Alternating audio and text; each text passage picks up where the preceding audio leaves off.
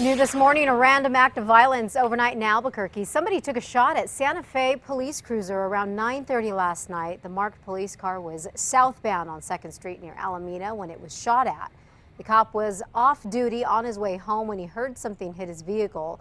He got out and spotted the projectile. Two people, witnesses identify as juveniles, were seen running back into a trailer park located in the 10,000 block of 2nd. At this point, we don't have anybody in custody. We don't believe that this individual officer was targeted. We believe that this may have just been a random act, but they are following up on a few leads that they received from witnesses. Fortunately, no injuries were reported. Police don't think there is a public safety risk at this point. If anyone has information about the shooting, they're asked to call law enforcement at the number on your screen, 505-798-7000. The Albuquerque police shooting of a homeless camper is about to become a huge lawsuit. That's right. And in this case where this video, the shooting of James Boyd there, has gone viral, the attorneys representing his estate say they want this case to hurt the city badly. The city needs to know that taxpayers' pocketbooks are going to get hit hard if they continue to do what they've been doing. Lawyers for the estate of homeless camper James Boyd have sent the city a notice that they intend to file a lawsuit very soon. Albuquerque police shot and killed Boyd in the foothills back in March, and that sent outrage all across the country. It stirred up protests here too. The lawsuit notice claims that APD failed to properly train and hire its officers and completely mishandled a 3-hour standoff with Boyd. The focus will likely be on the APD officer you just saw, Keith Sandy. He was the first one to shoot Boyd. Now we know Sandy was fired from being a state police officer for time card fraud. A law firm representing Boyd's estate got nearly an $8 million payout from the city after another APD officer shot and killed Iraq War vet Kenneth Ellis, who was holding a gun to his own head. And this morning, we have video of the latest Albuquerque police shooting, and we must warn you, it is disturbing, but it does not show the actual shooting itself. Take a look. Mom!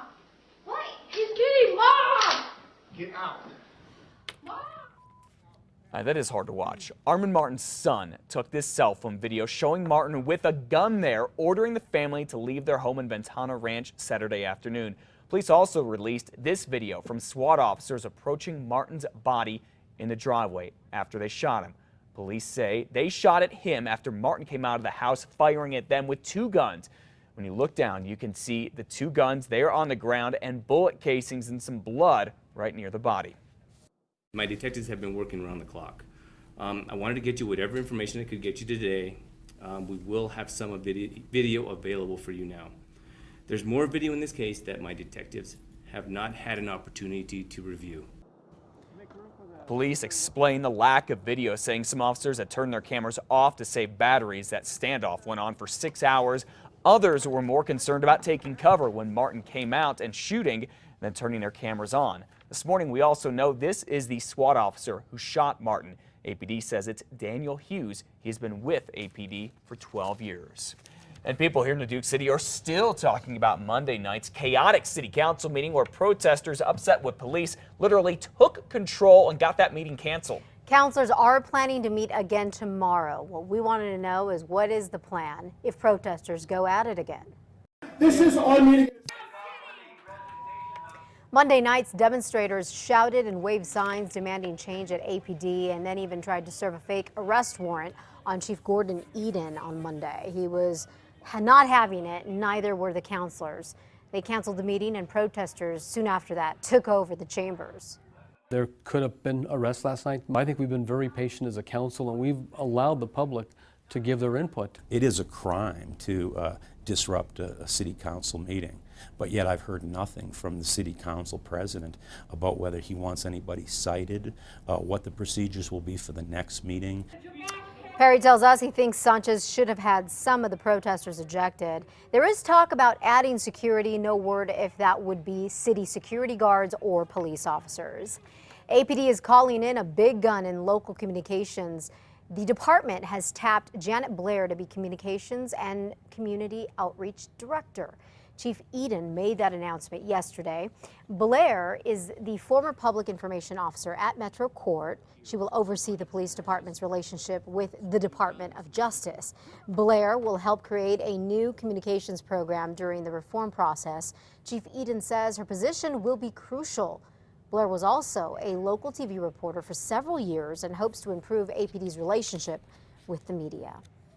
Well, this could be a huge day for New Mexico's economy because in just hours, we could find out if Tesla will build its multi-billion-dollar battery plant here.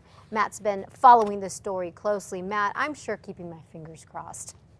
Oh, you bet a lot of people here in New Mexico are, Liz. I mean, we're talking a make-or-break day here. 2:30 our time says Tesla is set to release its quarterly report. Now, we can't say for sure if it's going to make an announcement on this battery plant, but Elon Musk, Tesla's CEO, is set to be on the company's conference call, and in the past, he's made some big announcements during them. So here's what we know so far and what is at stake. New Mexico, Texas, Nevada, and Arizona are our finalists for this plant. California's legislators are making a last-ditch effort to try to woo the company, too. Tesla has said it's going to break ground very soon in not just one, but 2 different states because it wants to make sure it gets this plant up and running in 3 years. Tesla plans to invest $4 to $5 billion in the plant. That's worth 6,500 direct jobs. Analysts say these jobs will pay about an average of $80,000 a year. Now, what a lot of people say this all comes down to is economic incentives, including a deal on electric rates. Now, remember, the State House passed a bill to cut rates to corporations earlier this year, but the Senate did not. Now, despite that, New Mexico has a lot going for it. We have the land Tesla needs, and we have a lot of sun and wind energy. Elizabeth? All right, Matt, thank you. And don't forget, Tesla's CEO already has ties to the state with his company, SpaceX. We'll be keeping track with what happens on that end this afternoon and, of course, keep you updated. We will also continue to follow all the developments with Tesla until a decision is made. We have everything you need to know on our website about Tesla. Just go to krqe.com, and all you have to do is enter Tesla in the search tab.